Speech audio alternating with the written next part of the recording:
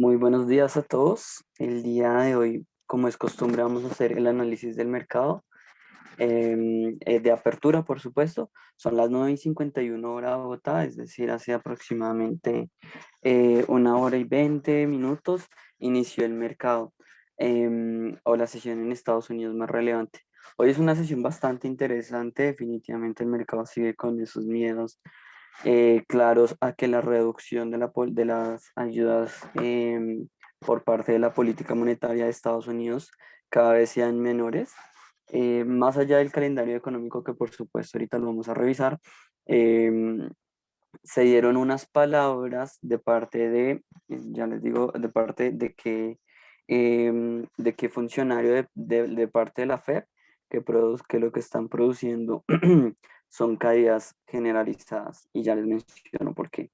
Específicamente estoy hablando de Bullard, eh, em, de James Bullard, el jefe de la FED de San Luis. Es un alto cargo dentro de la FED y lo preocupante o por la razón por la cual en su mayoría por lo menos la renta variable en Estados Unidos está en forma negativa, es que mencionó que la inflación primero está demasiado alta y que él considera que prevé que la inflación va a seguir aumentando muchísimo. Entonces, primero, de los anuncios que más preocupó fue que él mencionó que probablemente la reducción de la tasa de interés se tenga que anticipar antes de lo planeado, que él está dentro del comité de las 7 personas de la FED que mencionan que deberían cambiarse las políticas monetarias em, sobre todo de las tasas de interés a partir del próximo año para contener y para no dejar aumentar la inflación. Entonces, por supuesto, esto también prevé que las compras de activos o las compras de bonos de parte de el Banco Central se anticipe y por lo tanto el mercado ahorita el miedo ahorita en el mercado, perdón, es que se comiencen a anticipar esas reducciones en las compras de activos. ¿Y por qué eso representa miedo? Porque básicamente es darle mucha menos liquidez al mercado de la que usualmente ya tenía anteriormente. Entonces, eso es un anuncio importante y esa es la razón principal por la cual vemos a los índices, específicamente a los estadounidenses en rojo hasta ahora del mercado. ¿Qué podemos también prever a lo largo del día? Bueno, si nos vamos directamente al calendario económico, no tenemos muchos datos relevantes el día de hoy. Tenemos muy buenos datos que nos dan una perspectiva de cómo le está yendo a la economía en el Reino Unido. Y lo que observamos es que no son datos tan positivos. De hecho, la mayoría de datos son negativos, es decir, son menores a la previsión. em, Tanto los datos de ventas minoristas normales como las ventas minoristas subyacentes están en negativo, entonces eso no es para nada bueno. Por otra parte, el índice de precios del productor de Alemania está en un 1,5, está avanzando rápidamente a la inflación y también hay que tener cuidado. Sin embargo, pues es más que claro que Europa tiene mucho margen de trabajo con los niveles inflacionarios actuales que Estados Unidos, que presenta niveles del 5% de inflación, y Europa apenas está comenzando a salir de ese rango del 2-3%. Entonces, el escenario es bastante diferente para estos dos bancos centrales.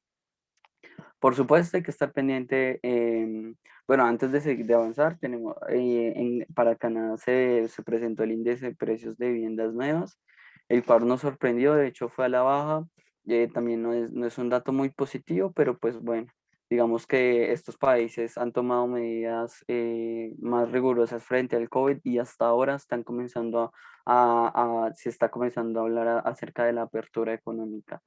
Más tarde, casi que finalizando la sesión del día de hoy, vamos a tener el número de plataformas floríferas y el recuento de yacimientos activos que probablemente le den algún impulso o frenen el alza del petróleo. Más allá de eso, no tenemos datos muy interesantes el día de hoy. La verdad, una jornada bastante tranquila al cierre de la semana.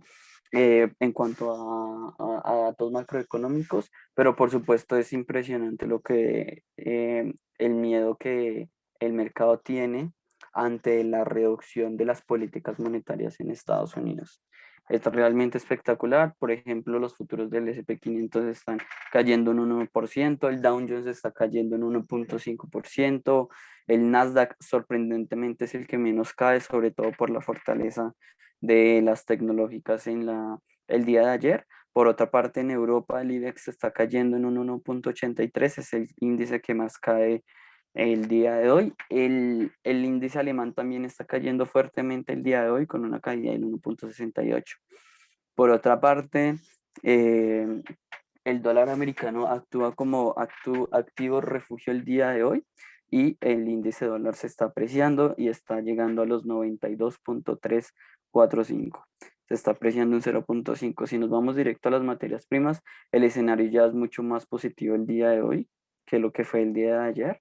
El día de ayer teníamos números en prácticamente todas las materias primas, pero hoy ya observamos por lo menos que el oro está activando también esa característica de activo refugio, se está apreciando bastante bien, aunque la semana la va a cerrar en números por debajo del crecimiento que ha tenido en las últimas semanas. El día de hoy probablemente cierre positivo. La plata, por otra parte, pues está bastante positiva también, casi que está creciendo en un 0,84, casi un 1%. Por otra parte, pues el petróleo y en su referencia WTI como en su referencia Brent ya recobraron esa senda alcista y están en números positivos, creciendo por encima del cero, en promedio un 1%. Entonces, bastante positivo el escenario para las materias primas, por lo menos las que deberían actuar bien. Y por otra parte, aunque no se aprecia, también tenemos apreciaciones para el trigo, para el maíz, para la soja, para el algodón, para el arroz, eh, y ya, el terreno más mixto el día de hoy, inclusive tendería a decir que es negativo, en su mayoría negativo está para los metales preciosos, como observamos el cobre está cayendo, también está cayendo el zinc, el níquel, em, y déjenme consultar el aluminio. El aluminio tiene una apreciación del 1% bastante interesante, pero en su mayoría es negativo. Si nos vamos al escenario de criptomonedas, continuamos con la senda bajista, noticias bastante negativas para el Bitcoin y el Ethereum. Aparentemente, mientras que siga el mercado con ese temor o con esa tensión de que el Banco Central en Estados Unidos reduzca sus ayudas de política monetaria, mientras que ese escenario continúe, veo a las criptomonedas en general bastante débiles para hacer posiciones en compra y de hecho parecieran que siguen bajando.